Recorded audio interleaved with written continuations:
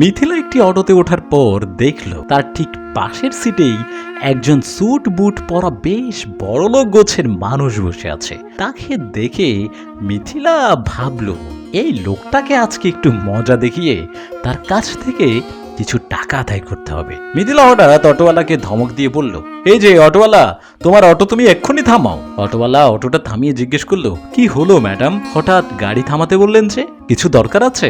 মিথিলা বলল, এই যে পাশের সিটে যে লোকটা বসে আছে এ আসলে ভদ্রলোকের মুখোশ পরা একটা ছোট লোক। এ তখন থেকে আমার সঙ্গে অসভ্যতামি করছে, তাই আমি এই লোকটাকে এক্ষুনি পুলিশে দেব। অটোওয়ালা বলল, কিন্তু ম্যাডাম আপনি তো মনে হয় মিথ্যে কথা বলছেন, আমি তো আয়নাতে দেখতেই পাচ্ছিলাম এই লোকটি আপনার সঙ্গে কোনো অসভ্যতাই করেননি, চুপচাপ বসেছিল, তাও কেন আপনি তার নামে মিথ্যা দোষারোপ করছেন? মিথিলা বলল, তুমিও দেখছি এই ছোট লোকটার সাথে আছো, হয় তোমরা তোমাদের দোষ স্বীকার করো, না হলে আমাকে 1 লাখ টাকা দাও, আর তা না হলে আমি পুলিশকে ফোন করব।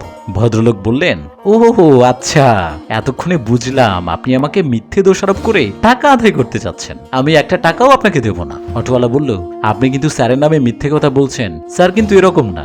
মিথিলা বলল, তুমিও দেখছি এর সঙ্গে যুক্ত আছো, আজ দুজনকে আমি জেলের ঘানি টানাবো, দাঁড়াও, তোমাদের যা ইচ্ছে তাই করো, আমি এক্ষুনি পুলিশকে ফোন করি। অটোওয়ালা বলল, না না ম্যাডাম, আপনি পুলিশকে ফোন করবেন না, আমি একটু দেখছি কি করা যায়। এই বলে অটোওয়ালা সেই ভদ্রলোক একটু সাইডে নিয়ে এলেন, তারপর বললেন, স্যার আমার কাছে 10,000 টাকা আছে, আপনি আরো কিছু টাকা দিন, না হয় আমি আমার অটোটা বিক্রি করে দেব, পুলিশ কেস হলে এমনিতেও টাকা দিতে হবে, আর মান সম্মান সব যাবে। ভদ্রলোক বলল, কিন্তু ভাই তুমি এত ভয় পাচ্ছ কেন?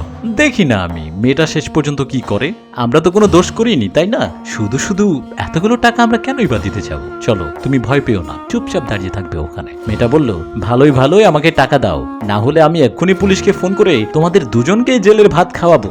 একা পেয়ে মেয়েদের সঙ্গে নোংরামো করতে লজ্জা করে না? ভদ্রলোকটি বললেন, হ্যাঁ হ্যাঁ, আপনি পুলিশেই ফোন করুন, সেটাই বরং ভালো হবে, দেখা যাক আপনার এলাকার পুলিশ কখন আসে আর সঠিক বিচার কি করে। মিথিলা একটা নাম্বারে ফোন লাগিয়ে পুলিশকে ডাকলো। কিছুক্ষণ পর সেখানে পুলিশ এসে উপস্থিত হলো আর বলল, কি হচ্ছে এখানে, কে কার উপর নোংরামো করছে? মিথিলা বলল, এই অটোওয়ালা আর তার পাশের অসভ্য লোকটা আমার সঙ্গে নোংরামো করছিল, আর আমি প্রতিবাদ করাতে আমাকে বাজে বাজে কথা শোনাচ্ছে। পুলিশ তখন বলল, রাস্তায় দাঁড়িয়ে মেয়েদের সঙ্গে নোংরামি হচ্ছে, তাও এইসব এখানে, তোমাদেরকে জেলের ভাত খাওয়াবো। ভদ্রলোক বলল, কিন্তু আমি তো কারোর সঙ্গে কোনো নোংরামি করিনি, আর তাছাড়া আপনি না জেনে শুনে শুধুমাত্র মেয়েটার কথার উপরে এই বিশ্বাস করছেন কি করে? আমি আপনাদের দুজনের নামে কমপ্লেন করব। মিথিলা বলল, দেখলেন লোকটার কত সাহস, আপনাকে উল্টোপাল্টা কথা বলছে। এরপর পুলিশ কিছু বলার আগেই ভদ্রলোক তার পকেট থেকে একটা আই কার্ড বের করে পুলিশের হাতে দিলেন, তারপর বললেন, ভালো করে চেক করে নেন, তারপর বলুন আমি কে। পুলিশ তখন ভদ্রলোকে স্যালুট দিয়ে বললেন, আরে স্যার আপনার তো কালকে আসার কথা ছিল, আপনি হঠাৎ আজকে চলে এলেন যে?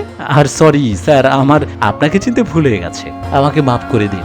ভদ্রলোক বললেন, হ্যাঁ আমি কালকেই আসতাম, কিন্তু আজকে এসে শহরের একটু হালচাল দেখলাম আর বুঝে গেলাম এই শহরে দিন দুপুরে কিভাবে মানুষের সঙ্গে 2 নম্বরই করা হয়। আপনি মেয়েটিকে নিয়ে এক্ষুনি থানায় নিয়ে চলুন, আমি আসছি। অটোওয়ালা বলল, আপনি কে স্যার? ভদ্রলোক বললেন, আমি এই শহরের নতুন আইপিএস, আজ থেকে সমস্ত নোংরামির শেষ হবে আমার হাত ধরে, অন্যায় না করলে ভয় পাওয়ার কোনো দরকার নেই, এখন থেকে সব অন্যায়ের এভাবে বিচার করা হবে।